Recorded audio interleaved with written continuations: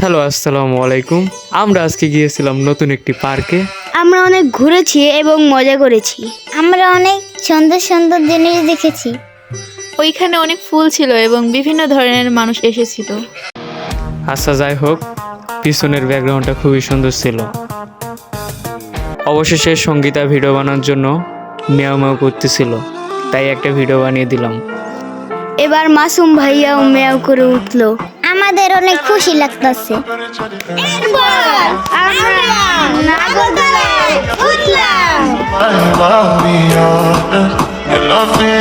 সিনহা অবশেষে তার জীবন সঙ্গীকে পেল। तुझे देखा तो ये जाना सनम। আমি অবশেষে আমার একটা বন্ধু পেলাম।